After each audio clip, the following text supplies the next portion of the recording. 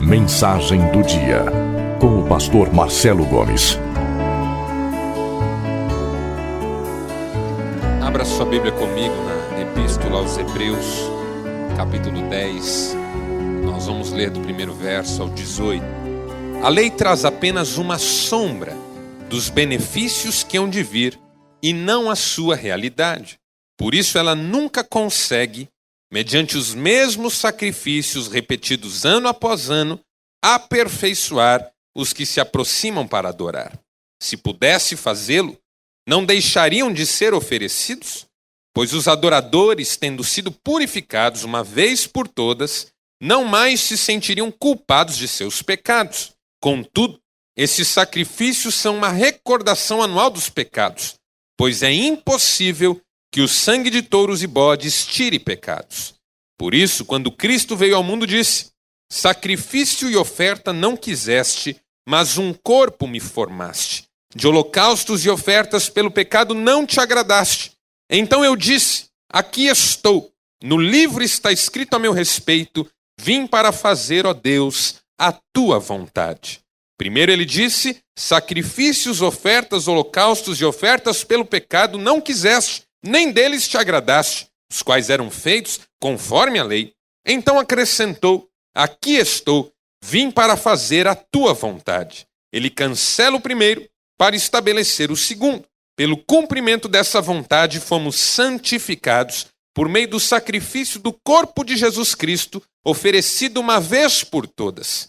Dia após dia, todo sacerdote apresenta-se e exerce os seus deveres religiosos.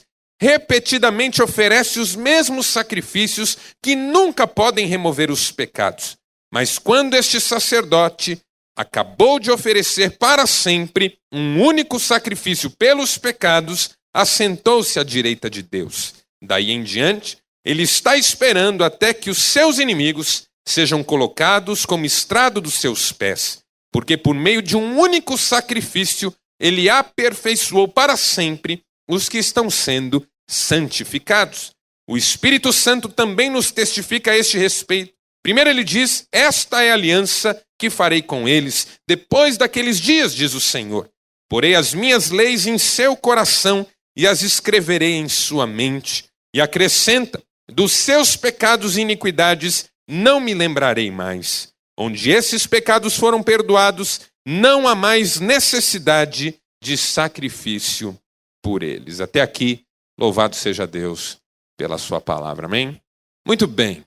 A Epístola aos Hebreus defende, em geral, 3 teses. Eu vou dizer quais são aqui para você. 3 teses que o autor da carta aos Hebreus defende. Primeira, que todo o Antigo Testamento, a lei, os profetas, a tradição do Antigo Testamento, tudo que está escrito, os cultos, os cerimoniais, apontam para Jesus e são por ele superados. Jesus é o cumprimento da lei. Jesus era o esperado de Israel, a esperança daquele povo. Em Jesus, tudo que Deus fez na história do povo judeu, em toda a sua trajetória pela terra prometida, apontava na direção do Messias. Jesus é a plenitude da palavra. Jesus é o cumprimento de todos os ideais e de todos os propósitos de Deus. Por isso o autor da carta aos Hebreus começa falando que Jesus é superior aos anjos. Depois fala que Jesus é superior a Moisés. Continua dizendo que Jesus é superior a Melquisedeque. Depois fala que Jesus é superior a Abraão. Sejam quais forem as personagens do Antigo Testamento, Jesus é maior do que todas elas. Todo o plano de Deus apontava na direção de Jesus. Todas as iniciativas de Deus prepararam o caminho do seu Filho, Jesus Cristo. Essa é a primeira tese da carta aos Hebreus.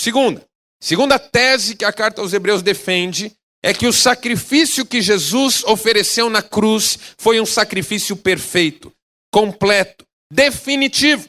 A tradição do Antigo Testamento era repetitiva no sentido em que chamava os pecadores a cada período de tempo para fazer um sacrifício de perdão pelos pecados.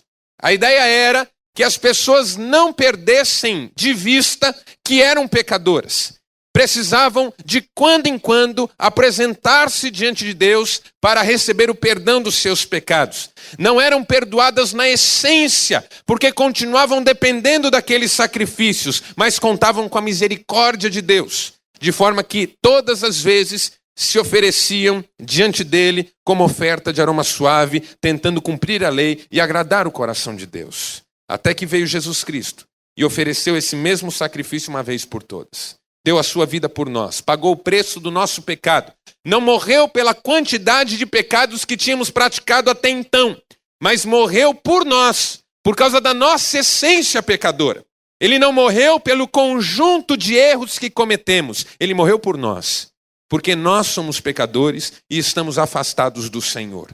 Cristo deu a sua vida por nós e por isso nós temos livre acesso ao trono de Deus. Amém, irmãos? Essa é a segunda tese. Terceira tese do livro de Hebreus. Há uma nova vida em Cristo que precisa ser vivenciada, que precisa ser assumida por todos aqueles que se aproximam do Senhor. O fato de Cristo ter morrido pelos nossos pecados não nos dá o direito de continuarmos em pecado. A santidade é uma exigência. Quem assume a vida cristã tem que estar disposto a andar em santidade. O mesmo autor de Hebreus, no capítulo 12, verso 14, vai dizer o seguinte: segui a paz com todos e a santificação, sem a qual ninguém verá o Senhor. Santidade é um compromisso do cristão. A vida de santidade é a vida que Cristo tem para oferecer. Qualquer outra vida está fora do projeto de Deus. Cristo comprou a nossa vida com sangue precioso e agora nos chama para viver de acordo com a sua vontade. Essa é a terceira tese. E aí nós precisamos entender o que é santidade e também o que não é santidade. A palavra santo na Bíblia é a mesma palavra que nós usamos, encontramos na Bíblia, quando a Bíblia quer falar de alguém que foi separado para uma finalidade específica.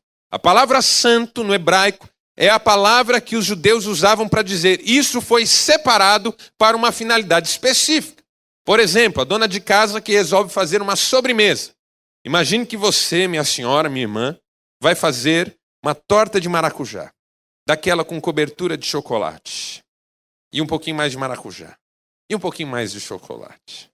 E aí você depois pode mandar essa torta para mim, que eu aceito com o maior prazer. Você tem lá maracujás na sua cesta de frutas. Você tem lá umas 20 unidades. Mas para a receita, você só precisa de 5. Então você vai lá e separa 5 maracujás para a sua receita. Não são maracujás melhores que os outros. Não são maracujás diferentes dos outros. Não são maracujás sem nenhum defeitinho, porque algum defeitinho sempre tem. Mas são maracujás que a partir de agora tem uma finalidade específica: participar da confecção de uma sobremesa. É a finalidade que santifica, não é o ponto de partida. A nossa ideia de santo tem a ver com uma pessoa especial. Alguém que Deus escolheu porque essa pessoa já era especial. Isso não é bíblico. Deus não chama pessoas especiais. Deus chama pessoas comuns. E porque elas resolvem servir a Deus, o serviço as torna especiais. Você é especial não porque você é melhor que as outras pessoas, mas porque Deus escolheu você para uma finalidade específica, glorificar o nome do Senhor. Isso é ser santo na Bíblia. Santidade significa viver uma vida que aponte na direção de uma finalidade. Ele vos chamou das trevas para a sua maravilhosa luz, para proclamardes as virtudes daquele que vos chamou das trevas para a sua maravilhosa luz. Esse é o segredo. Você é santo, não porque você é perfeito, mas porque Deus escolheu você, irmãos. Nós precisamos resgatar a noção do sermos escolhidos por Deus. Nós perdemos essa dimensão. Somos escolhidos. Deus nos chamou. Jesus disse: não fostes vós que escolhestes a mim. Eu escolhi a vós e vos designei para que vades e deis fruto. E o vosso fruto permaneça. Há uma missão que nos qualifica. O que nos qualifica não é a nossa virtude. O que nos qualifica é a nossa missão.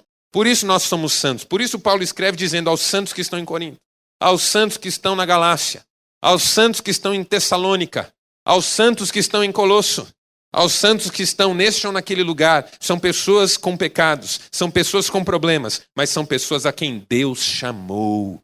E aí nós já percebemos o que não é santidade. Santidade não é impecabilidade, irmãos. Santidade não é impecabilidade.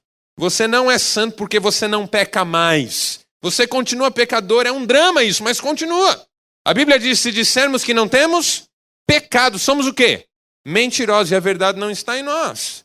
Nós não somos como aquele senhor que procurou o pastor da sua igreja e disse, pastor, eu quero dar um testemunho. Qual testemunho, irmão? Hoje completa 30 anos que eu não peco. E o pastor, muito sábio, perguntou assim, você deve estar muito orgulhoso disso, não? Nós não somos perfeitos. Nós não somos sem falhas. Mas nós somos perdoados no sangue de Jesus. Não é impecabilidade, não é abundância de dons.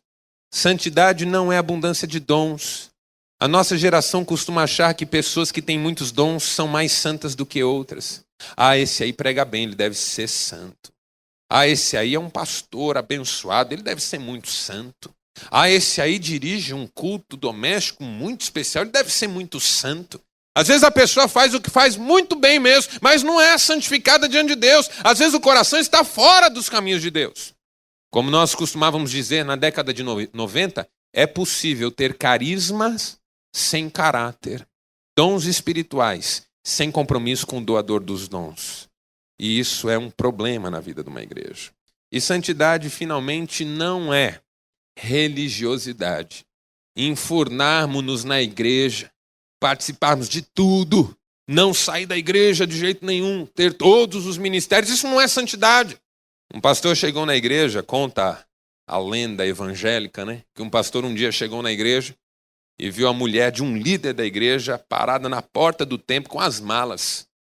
E ele perguntou, o que foi, minha irmã? Vão viajar? Ela falou, não, pastor, eu e minhas crianças viemos morar aqui. Mas por que, minha irmã? Foi despejada? Aconteceu alguma coisa? Perderam tudo? Ela falou, não, aqui o meu marido é uma bênção.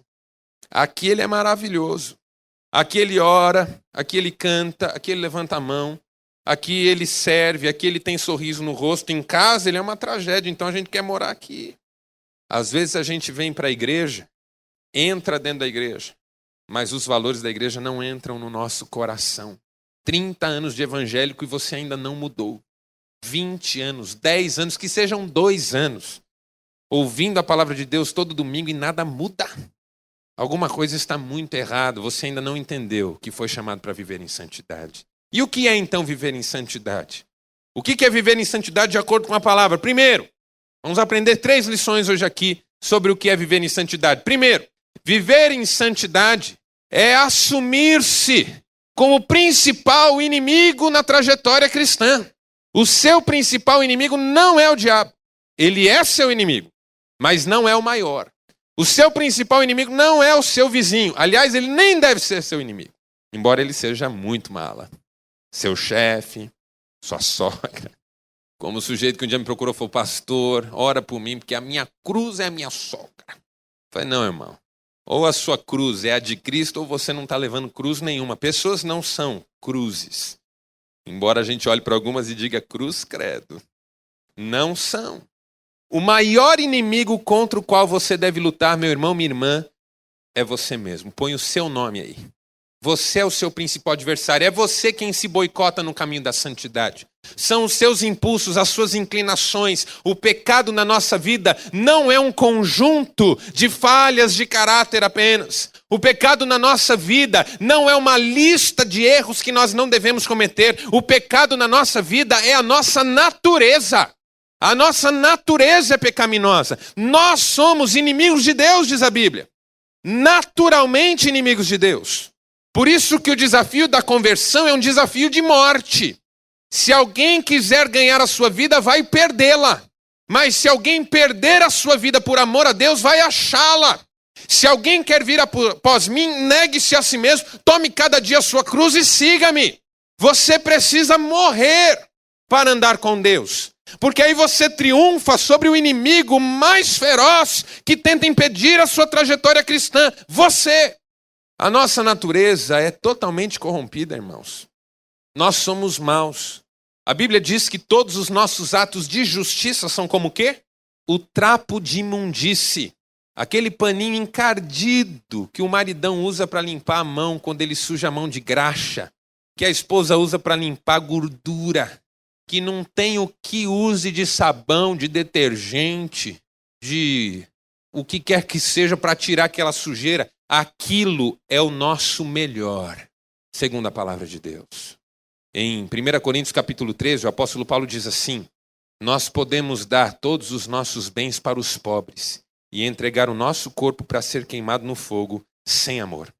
As nossas melhores intenções, as nossas melhores ações podem ser motivadas pelas piores intenções.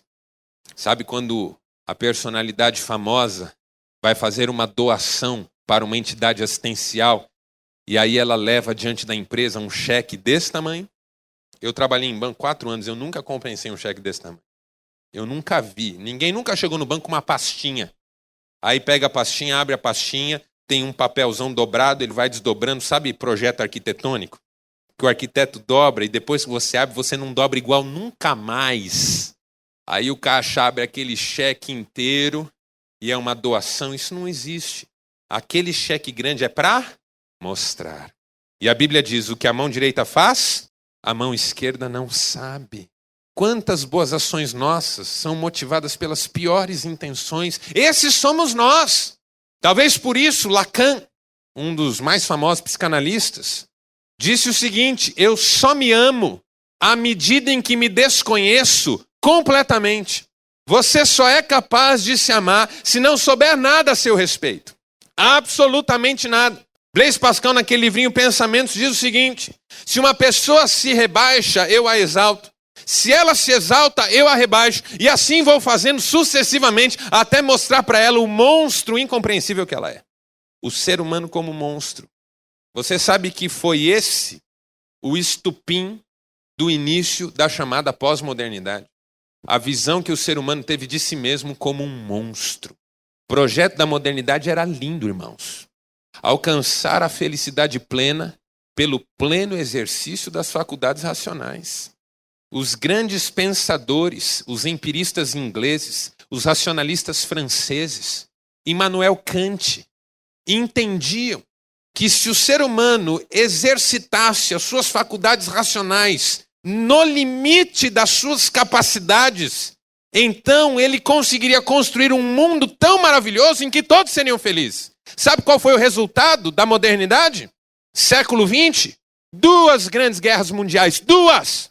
Milhões de pessoas assassinadas, campos de concentração espalhados pelo mundo inteiro, os judeus sendo exterminados pelos exércitos nazistas, chacina por todos os lugares, bombas atômicas. O ser humano é um monstro. Então Deus o chama para morrer e viver uma nova vida em Jesus. E você hoje foi chamado para morrer. Fostes mortos e sepultados com Cristo, diz a palavra, para com Ele ressuscitardes e viverdes. Aleluia. Irmãos, nós precisamos nos assumir como principais inimigos. Toda vez que o velho homem quer se manifestar, a nossa vida encaca. Que é uma palavra bonita, né? Teológica. Todas as vezes que o velho homem se manifesta, as coisas caminham mal. Toda vez que você se assume e quer viver do seu jeito, o caminho não vai bem. Eu estava abrindo meu coração aqui, dizendo que a nossa geração talvez seja a mais chata da história da humanidade. Não é a mais pecadora, não é a mais problemática, mas na minha opinião talvez seja a mais chata. Gente chata na nossa geração. Sabe o que é gente chata? Gente que só pensa em si mesma. Gente que só fala de si mesma. Gente que só está comprometida com os seus interesses. Gente que se falar 30 minutos com você, é 30 minutos falando daquilo que quer. Gente que se falar 1 hora com você, é 1 hora defendendo os seus interesses. Você ouve uma esposa e ela passa 1 hora falando mal do seu esposo porque o seu esposo não a faz feliz. Você ouve um marido, ele passa 1 hora falando mal da sua esposa porque ela não faz nada que ele quer. Gente que não aguenta mais a vida em família, gente que não tem ministério na igreja, gente que não serve à sociedade porque quer, gente mimada. E eu fico ouvindo todo dia: pastor, eu quero ser feliz. Pastor, eu tenho direito de ser feliz. Pastor, eu tenho que correr atrás da minha felicidade. Pastor, eu tenho direito de ser feliz. Tem nada, irmão. Eu tenho dito isso aqui, você não tem direito nenhum. Você não tem o direito de ser feliz. Você não tem o direito de respirar. Você não tem o direito de comer. Você não tem o direito de viver nesse mundo pelo qual você não fez nada para que ele estivesse aqui. Pelo contrário, eu e você estamos destruindo esse mundo dia a dia. A questão é, Deus nos dá tudo isso pela sua graça. Não é direito nosso, é dádiva de Deus. Então a gente tem que parar de reivindicar e começar a servir a Deus com a nossa vida, para que a gente seja uma geração mais legal. Gente mais legal. Gente que dá prazer de estar perto. Gente que abençoa a nossa vida. Gente que abençoa a vida do outro. Gente que o tempo inteiro está tentando fazer o velho homem morrer para Cristo viver. Alguém já disse que ser cristão é impossível, mas também não é para ser possível. É para deixar Cristo viver em nós e aí tudo dá certo. Se você tentar ser um cristão, você vai naufragar. Se você deixar Cristo viver em você, você será uma bênção nas mãos de Deus. Esse é o primeiro ensinamento sobre viver em santidade. Talvez por isso Paulo dizia, eu esmurro meu corpo diariamente, reduzindo a escravidão, para de alguma maneira ser encontrado aprovado no final. Segundo, viver em santidade significa permitir que a fé triunfe sobre os sentimentos e sobre a razão. Fé não é um sentimento. Talvez o culpado por nós confundirmos as coisas seja um teólogo alemão chamado Schleiermacher. Schleiermacher definiu a fé como um profundo sentimento de dependência de Deus. Paul Tournier nos ensina que o problema dos sentimentos é que os sentimentos não são fixos, eles são móveis. Caso contrário, nós não sentiríamos nada. Você só sente aquilo que mudou, não é assim? Ah, estou sentindo frio. Por quê? Porque a temperatura caiu. Estou sentindo calor. Por quê? Porque a temperatura subiu. Você sente o que muda. O que é que muda na fé? Para que hoje você sinta e depois não. Para que você possa confiar nisso. Você não precisa sentir. Viver de acordo com os sentimentos não é viver em santidade. Porque os sentimentos variam, oscilam. E a intelectualidade também é um problema. Por quê? Porque nem tudo a gente compreende. Quem aqui entende de computador mesmo? Eu não consigo entender computador. Eu não consigo entender uma página de internet chegar no visor do meu computador por um cabo. Eu não consigo entender que tudo aquilo começa a partir de um sistema binário de luzinha acesa, luzinha apagada. É uma loucura. Entender de computador é uma loucura. Se você entende, você está com um pezinho na cova, outro na casca de banana para ficar louco. Terrível! Agora olhe para mim. Nós realmente entendemos Deus? A vida? As coisas de Deus?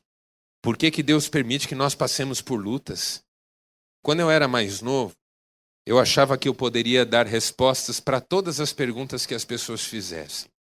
Então eu queria estudar a Bíblia de tal maneira que não houvesse uma pergunta que eu não soubesse responder. E eu estudei a Bíblia, irmãos. No começo da minha fase de compromisso com Deus, na juventude, eu estudei muito a Bíblia. Li a Bíblia muitas vezes, inteira. E não só aquela leitura para você falar que começou num ponto e terminou num ponto. Estudava a Bíblia. Até um dia que, lendo um livro do Rick Warren, ele dizia assim, quem acha que sabe todas as respostas é porque não tem ideia de quais são todas as perguntas. Como é que a gente pode entender Deus? Como é que eu posso responder para uma mãe que perdeu seu filho que isso está nos propósitos de Deus? Como é que eu posso dizer para um homem que perdeu tudo que Deus tem o melhor para ele? Eu não entendo, mas eu digo porque eu acredito. Eu não digo o que eu digo aqui porque isso logicamente faz todo sentido. Eu digo porque eu acredito, irmãos. Como Anselmo, um dos pais da igreja, dizia, eu creio para depois entender. Depois que eu creio, eu tento entender alguma coisa só para não ficar bagunçado na minha cabeça. Mas eu sei que Deus é fiel. Se eu tentar ser um intelectual, eu não vou conseguir. Mas se eu apenas confiar, Deus continuará cuidando da minha vida. Amém? Terceiro, primeiro você precisa se assumir como seu principal inimigo, lutar. Segundo, você precisa permitir que a sua fé vença os seus sentimentos e a sua razão. Não confie nem num extremo nem outro. Sentimentalismo e intelectualismo, racionalismo são extremos de um mesmo abismo. E a terceira coisa, terceira lição que nós aprendemos, viver em santidade é viver em amor. É saber que todos os mandamentos se resumem num só. amarás o Senhor teu Deus de todo o teu coração, com toda a tua alma, todas as tuas forças, todo o teu entendimento, e ao teu próximo como a ti mesmo. Então pode parar com essa maratona de 20 anos para se amar. Ame como Jesus amou. Entregue-se. Doe-se. Anule-se no relacionamento com Deus e com o outro. Seja um instrumento de bênção. Não esqueça que amor também não é sentimento. Se amor fosse um sentimento, Jesus não poderia nos mandar amar. Jesus não diz para os seus discípulos: olha, eu vou torcer para vocês se amarem. Olha, eu vou pedir a Deus que vocês tenham amor um pelo outro. Olha, se tudo der certo e vocês se amarem, vai ser tão bom. Jesus mandou: amem-se. É um imperativo de Deus. Quando o homem chega e diz assim: pastor, eu vou separar da minha mulher porque o amor acabou. Mentira! O que acabou foi a sua expectativa de ter os seus interesses resolvidos por essa mulher. O que acabou foi a sua esperança de que ela preenchesse as lacunas emocionais que nunca ninguém vai preencher na sua vida. O que acabou foi a sua paciência no sentido de tentar ser o homem que Deus mandou você ser na vida dessa mulher. Amor jamais acaba, diz a Bíblia. 1 Coríntios 13:8, o amor jamais acaba. Então, se você vem com essa conversa de o amor acabou, a minha palavra para você é: se vira, ame de novo. Dá seus pulos, irmão. Dá seus pulos. Irmã, não vem com essa de o amor acabou. Ame outra vez. Decida amar. Decida amar. Porque essa é a palavra de Deus. Amor não é um sentimento. Amor é uma decisão que nós tomamos na presença de Deus, de seguir em frente com a força que vem de Deus, para sermos bênção na vida do outro. Ame. Agostinho de Hipona dizia o seguinte: ama e faze o que quiseres. O apóstolo Paulo diz: todos os mandamentos e toda a lei resumem-se numa palavra: amarás. Amarás. Essa é a palavra-chave. Sem moralismos. Ser santo não é ficar achando pecado na vida do irmão. Ser santo não é viver um conjunto de regras e depois achar que todo mundo tem que viver de acordo com o seu conjunto de regras. Ser santo é amar as pessoas, ser bênção na vida delas, aceitar as diferenças. Paul Tournier diz que a tolerância é patrimônio das verdadeiras convicções. Os intolerantes não têm verdadeiras convicções, por isso são intolerantes. Ser santo não é acusar ninguém. Ser santo é estender a mão da ajuda quando a pessoa precisa. Ser santo é não desistir de alguém só porque essa pessoa não fez o que eu acho que ela deveria fazer. Ser santo não é dizer eu te disse. Tá vendo? Se tivesse feito o que eu falei, isso não é ser santo. Isso é ser juiz. Isso é ser algoz. Isso é ser pedra de tropeço na vida do irmão. Ser santo é dizer: irmão, você caiu, mas vamos em frente, você consegue levantar e eu vou te ajudar. Ah, mas se eu tivesse te ouvido, esquece isso. Você precisava aprender do seu jeito. Eu compreendo, mas agora eu quero te ajudar. Isso é ser santo, é amar sempre. É amar de acordo com a palavra. É amar como Jesus amou. Ele é o modelo, ele é a referência. Seria tão bom se nós vivêssemos como ele. Feche os seus olhos. Louvamos o teu nome por essa noite tão especial em que podemos nos reunir para louvar ao Senhor. Pela tua palavra tão linda, tão maravilhosa, tão cheia de ensinamentos. Pelas orações e pela certeza de que o teu Espírito está tocando as nossas vidas nessa hora. Transforma-nos, Pai. Dá-nos um desejo de santidade.